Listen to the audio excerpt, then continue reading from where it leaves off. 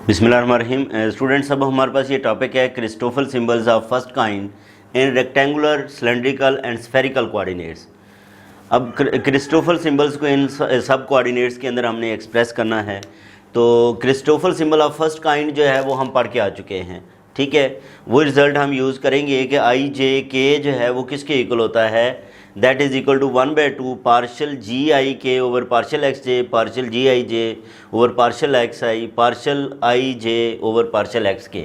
याद रखने का तरीका ये है स्टूडेंट्स के, एक तो हाफ आएगा, दूसरा आई के साथ के आ जाएगा और साथ जे का पार्शल आ जाएगा, फिर जे के साथ के आ जाएगा, आई का पार्शल आ जाएगा, माइनस ये तो क्रॉस में है, फिर आई जे अगर लिखोगे तो आई जे और ये जो है वो पार्शल एक्स के आ जाएगा।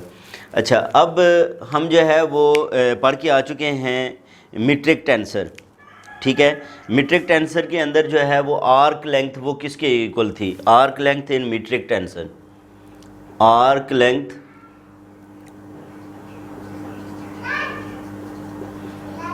इन मीट्रिक टेंसर के अंदर जो है वो arc length D S square हमने जो है वो पढ़ा था जी I J x I x जे।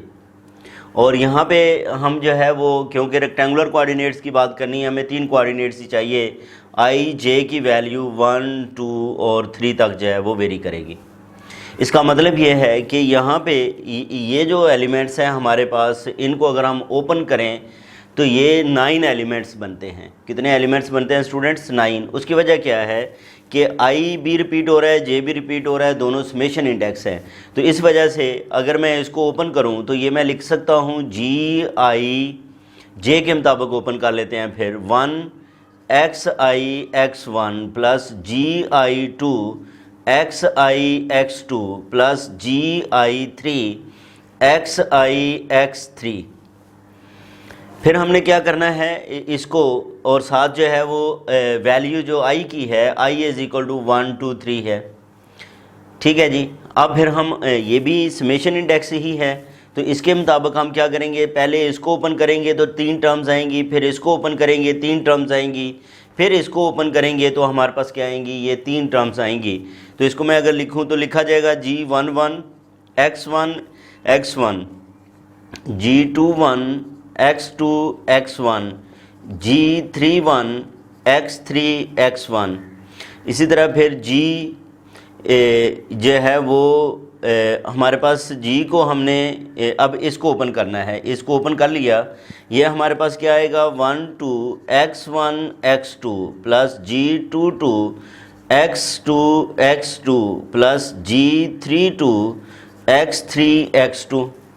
फिर हमने इसको ओपन करना है तो ये हमारे पास आ जाएगा G13 x1 x3 plus G23 x2 x3 plus G33 x3 x3। तो ये स्टूडेंट्स हमने इसको ओपन किया डी एस स्क्वायर, ठीक है। अब हम बात क्या करना चाहते हैं, रेक्टेंगुलर कोऑर्डिनेट्स की बात करना चाहते हैं।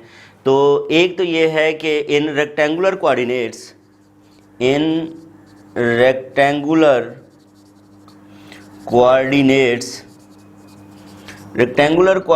के अंदर हम x को x1 लेंगे, ठीक है। x1 is equal to x, x2 is equal to y, x3 is equal to z। ये बड़ी तफसीलन हम जो है वो इस पे बात करके जो है वो आ चुके हैं। अच्छा, ये अगर हम लें तो रेक्टेंगुलर कोऑर्डिनेट्स के अंदर आर्क लेंथ क्या होगी, इन रेक्टेंगुलर कोऑर्डिनेट्स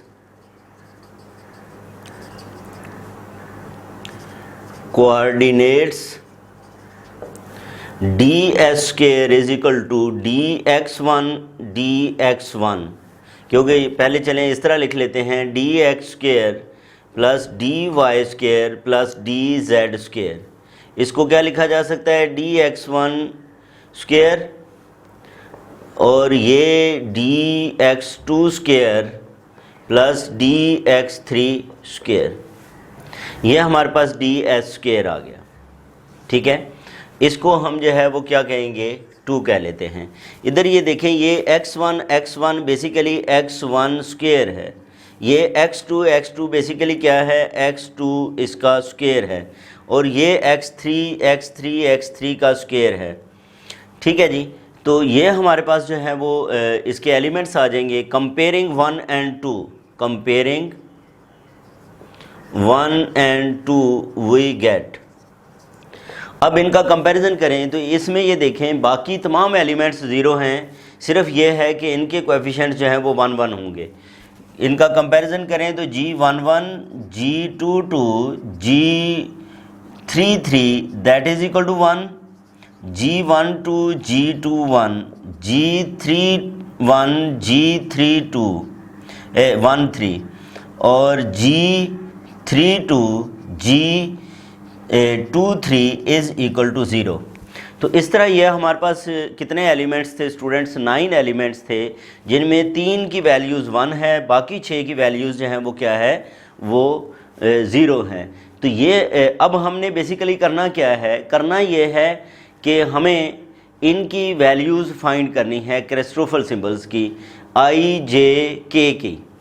अब इस आई जे के के लिए हम क्या बना लेते हैं, केसेस बना लेते हैं, और जो वैल्यू आप फाइंड करना चाहें वो आप जो है वो इसमें से आसानी से आप वैल्यू जो है वो फाइंड कर सकते हो। ठीक है जी, अब फ़र्ज़ करें पहले केस के अंदर हम वैल्यू फाइंड करते हैं when I is equal to J is equal to K. I is equal to J is equal to K है। इसमें हमारे पास जो है वो ये आ गया, ए पार्ट इसको कर लें कि I is equal to J is equal to के।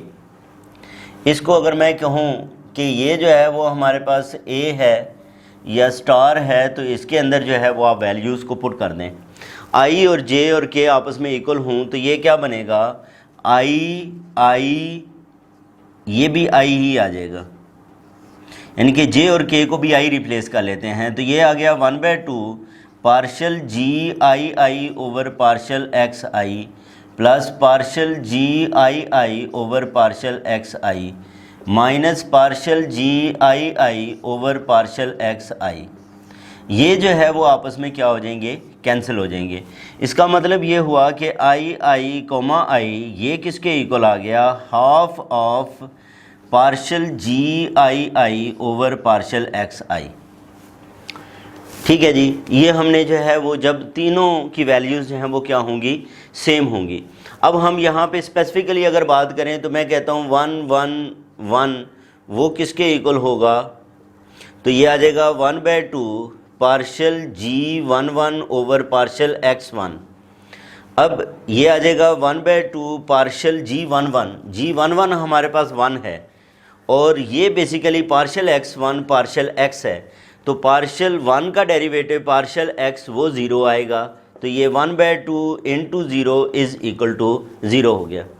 इसी तरह अगर हम जो है वो बात करें 2 2 की, 2 2 2 क्योंकि इक्वल के केसेस की हम बात कर रहे हैं, तो ये आ जाएगा partial G22 over partial X2, यानी कि 1/2 पार्शल G22 किसके इक्वल है, वो भी किसके इक्वल है, 1 के इक्वल ही है। तो इसकी जगह पे 1 लिखेंगे और X2 बेसिकली Y को हमने रखा था, तो ये आ जाएगा 1/2 1 कांस्टेंट है, इसका Y के मुताबिक डेरिवेटिव 0 आएगा, तो ये किसके इक्वल आ गया, 0 के इक्वल आ गया। इसी तरह आप जो है वो 3 3 3 की बात करेंगे तो ये बनेगा 1/2 partial G33 over partial X3, ये बनेगा 1/2 पार्शल ओवर पार्शल Z, और 3 3 जो है वो किसके इक्वल है स्टूडेंट्स, वो 1 के इक्वल है। तो ये क्या आ जाएगा 1/2, ये भी 0 इज़ इक्वल टू 0। तो ये केस हमारे पास कौन सा केस था, ये इक्वल का केस था कि जब ये वैल्यूज़ जो हैं वो आई जे और के जो है वो क्या हों, आपस में इक्वल हों। अब हम जो है वो बात करते हैं कि आई जे और के में if I is equal to J but not equal to K, I is equal to J but not equal to K, इसको अब हम जो है वो बी पार्ट कर लेते हैं। इसको क्या कर लेते हैं, बी पार्ट करते हैं, और फिर अब हम इसकी जो है वो वैल्यूज़ को फाइंड करते हैं कि ये किसके इक्वल आता है। यानी कि अब हमारा क्वेश्चन ये है कि I is equal to J not equal to K, तो ये फिर क्या बनेगा, I और J इनको जो है वो स्टूडेंट्स क्या कर दें, आपस में इक्वल कर लेते हैं। तो इक्वल हम क्या कर लेते हैं, I कर लेते हैं, ठीक है। ये बन जाएगा I चले I कॉमा के, ये आ जाएगा 1/2, यानी कि J जहाँ पे है वहाँ पे भी I आ जाएगा, पार्शल GI के over partial XI plus partial GI के over partial XI minus partial GI over partial XI XK, ये आ जाएगा, ठीक है जी। यानी कि जहाँ पे J था उसकी जगह पे भी हमने क्या किया, I को जो है वो रिप्लेस कर दिया। जहाँ पे J था उसकी जगह पे हमने I को जो है वो रिप्लेस किया। अच्छा, अब यहाँ पे ये हमारे पास क्या बन गया, इसके अंदर जब हम जो है वो वैल्यूज़ की बात करेंगे तो अब यहाँ पे ये देखें GI के और I और K जब हमारे पास क्या होंगे, डिफरेंट होंगे। I और K जब डिफरेंट हैं स्टूडेंट्स, तो उस सूरत में इन तमाम की वैल्यूज़ जो हैं वो क्या है, GIK is equal to 0 as GIK is equal to 0 I is not equal to K। यानी कि यहाँ से हमें ये पता चलता है कि अगर I K के इक्वल नहीं है तो इन तमाम की वैल्यूज़ जो हैं वो क्या हैं, ज़ीरो हैं। तो इसका मतलब ये भी ज़ीरो हो जाएगा और ये भी ज़ीरो हो जाएगा। तो I कॉमा के ये क्या बनेगा, हाफ इंटू ये भी ज़ीरो, ये भी zero, minus partial GI over partial XK, ठीक है। और इस तरह ये क्या बन गया, -1/2 partial GI over partial XK, ये हमारे पास आ जाएगा I कॉमा K आ गया, ठीक है जी। अब इसके अंदर से हम जो है वो सारे रिज़ल्ट्स जो है वो बाकी भी जो है वो लिख सकते हैं। वो क्या है कि I अगर हमारे पास ये फ़र्ज़ करें 1 1 और ये फिर 2 होगा, ठीक है। अगर ये 2 2 है तो ये हमारे पास जो है वो क्या होगा, 1 1 2 1 1 3 हो सकता है, ठीक है। अब ये क्या बन गया, -1/2 partial G11 over partial X2, ये बनेगा -1/2 पार्शल G22 ओवर पार्शल 1 और ये पार्शल X3 आ जाएगा। ये -1/2 पार्शल 1 ओवर पार्शल Y और ये -1/2 ये 0 इज़ इक्वल टू 0। इसी तरह -1/2 partial 1 over partial Z is equal to -1/2 0 is equal to ये क्या आ जाएगा, 0 आ जाएगा। एक तो ये है। फिर हम जो है वो अगर 2 2 करना है तो फिर 1 आएगा साथ, 2 2 के साथ जो है वो 3 भी आएगा। ये दो वैल्यूज़ भी हमने फाइंड करनी है। तो ये आ जाएगा -1/2 partial G22 over partial X1, इसी तरह ये आएगा partial G22 over partial X3, यानी कि ये बन गया -1/2 पार्शल G22 की जगह पे वैल्यू पुट कर दें 1 और X1 जो है वो पार्शल X है, तो ये वैल्यू हमारे पास 0 आ जाएगी। ये किसके इक्वल आ जाएगा, 0 आगे आ गया। इसी तरह ये हमारे पास बनेगा -1/2 पार्शल 1 ओवर पार्शल Z, तो ये भी क्या आ जाएगा, ये भी स्टूडेंट्स 0 के इक्वल आ जाएगा। ये 2 2 इसी तरह जो है वो 3 3 से रिलेटेड आएंगे कि अगर ये 3 3 हो तो साथ 1 आ सकता है, 3 3 हो तो साथ 2 आ सकता है इस केस के अंदर। और ये भी आप स्टूडेंट्स देखोगे तो ये भी किसके इक्वल हैं, 0 के इक्वल ही हैं। तो ये था स्टूडेंट्स बी केस जिसके अंदर I is equal to J is not equal to K है, is not equal to K है। इसी तरह अगर हम जो है वो इसका एक और केस डिस्कस करते हैं जिसमें हम ये कहते हैं कि I और J यानी कि अब ये हमारे पास जो है वो सी पार्ट में हम ये कहते हैं कि I is not equal to K is equal to J. I is not equal to, या सी में I is equal to K not equal to J. I is equal to K not equal to J. ये हमारा जो है वो third case जो है वो बन गया। इसको अगर आप देखें ये वैल्यू यानी कि I और K को हमने आपस में अब इक्वल पुट करना है, तो ये क्या बनेगा, I J I बनेगा। यानी कि जहाँ पे K है वहाँ पे भी I रिप्लेस कर देना है हमने। तो ये बन गया 1/2 partial G I I over partial X J plus partial G J K है, यानी कि के को आई रखना है, J I over partial X I. ठीक है जी, partial X I minus partial G I J और पार्शल एक्स के भी जो है वो क्या आ जाएगा, आई आ जाएगा। और जी आई जे आई जो है ना ये आपस में इक्वल होते हैं तो ये कैंसिल हो जाएंगे।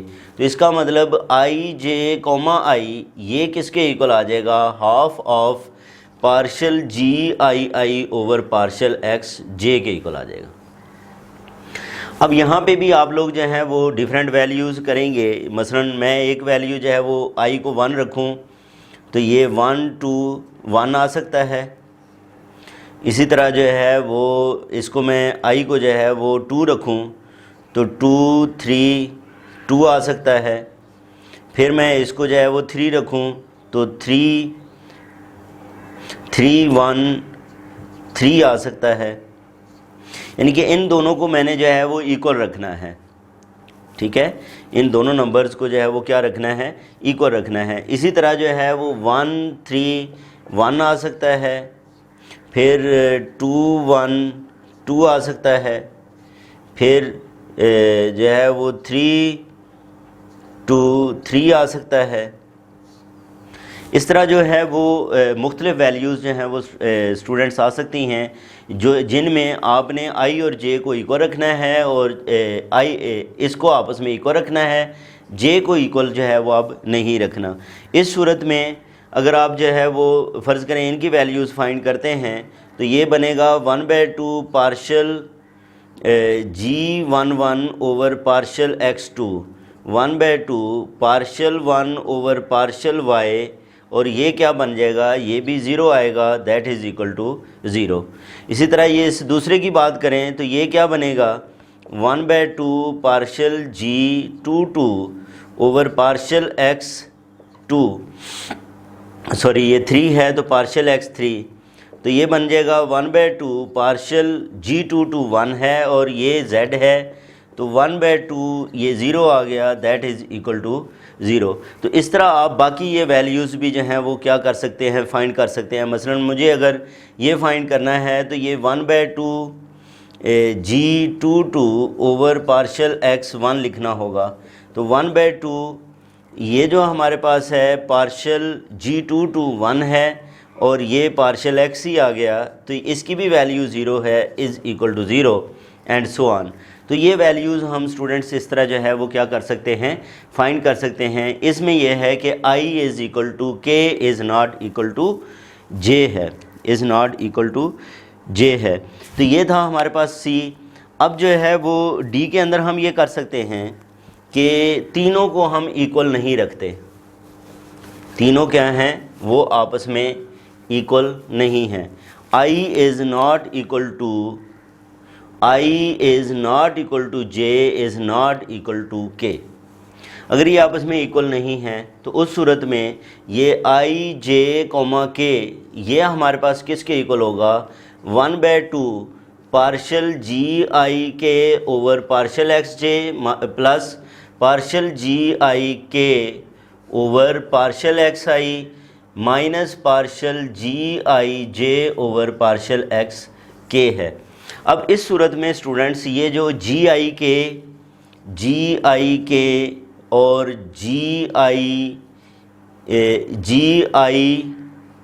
K और ये हमारे पास J है, जे के और जी आई के ये सारे ज़ीरो के इक्वल होंगे for I is not equal to J is not equal to K. यानी कि ये अगर आपस में इक्वल नहीं हैं तो इधर हमने ये पढ़ा कि इसके अंदर क्या हैं, ये सारी वैल्यूज़ ज़ीरो हैं। जब ये सारी वैल्यूज़ ज़ीरो हैं तो उस सूरत में आई जे कोमा के ये भी किसके इक्वल आ जाएगा, ज़ीरो के इक्वल आ जाएगा। तो ये है स्टूडेंट्स हमारे पास क्रिस्टोफल सिंबल्स जो है उनकी हमने बात की। किसके अंदर बात की है, अभी रेक्टेंगुलर कोऑर्डिनेट्स के अंदर जो है वो हमने बात की है कि रेक्टेंगुलर कोऑर्डिनेट्स के अंदर first kind of Christoffel symbols उनको हम जो है वो कैसे लिखेंगे, तो इनकी वैल्यूज़ जो है वो हमने फाइंड की। इसके बाद नेक्स्ट वीडियो के अंदर हम डिस्कस करते हैं कि क्रिस्टोफल सिंबल्स को हम जो है इसके अंदर रेक्टेंगुलर हो गया, सिलेंड्रिकल कोऑर्डिनेट्स के अंदर जो है वो कैसे लिखेंगे, वो नेक्स्ट वीडियो के अंदर डिस्कस करते हैं। अपना ख्याल रखें। अल्लाह हाफिज़।